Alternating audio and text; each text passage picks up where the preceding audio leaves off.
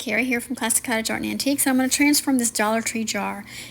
Alright, I'm going to use rubbing alcohol to clean it, and I'm going to use some Dixie Belle Slick Stick that I've had left over. Or you can also use the new Bonding Boss. I'm going to apply 2 coats. Don't skip this step. Then I'm going to apply 2 coats of the color Cotton in the Chalk Mineral Paint Lime. And I'm going to paint the jar and lid in Barn Red. Also 2 coats. And I'm going to dry it real good. I'm going to sand it really lightly because I want it to be smooth for the new Waterslide transfers. Aren't these beautiful? This is the Snow Globe collection. There's 3 different designs in there and different sizes of the snow globes. Select the size that works for your project, and then you're going to cut out that design. I like to cut off the edges to kind of make it fit. Okay, I'm just kind of checking for placement now.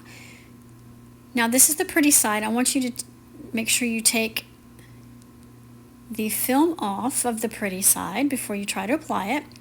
And then you're going to take it and you're going to flip it over. The black and white side will be facing up, and that's the correct way.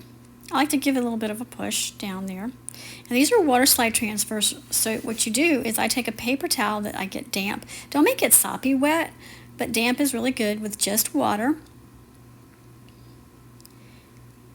And I'm going to put that over my design. I kind of want to squish it on there. I want to make sure that the paper backing is saturated. Now I'm doing the snowman here, but you'll see at the end I had a little bit of a mistake, so I had to switch up my designs here. But you want to let it wait. You want to wait for a little bit. Check it every now and then to see if it's coming up. These I found didn't take that long. The larger ones, I haven't tried the larger ones, but I hear that they can take up to 3 minutes. Be patient with it. Once you see that it's starting to peel up, you're good to go. Gently pull it up, and voila. I accidentally touched mine with something else, and I had to sand it off. Yep, right there. And then I had to repaint. So I just flipped the jar over and I used a different design. Now, after I applied it, I'm kind of dabbing off the excess water, making sure it's on there. You can also use a Dixie Belle thingamajig or a little tiny squeegee too.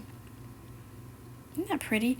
Next, once it's all dry, I'm going to apply 2 coats of Dixie Belle Satin Clear Coat just to protect it. I want to do the same thing to the lid. And look how pretty that turned out. You can use it for a treat jar, candles, whatever you want to do. I just think they're beautiful.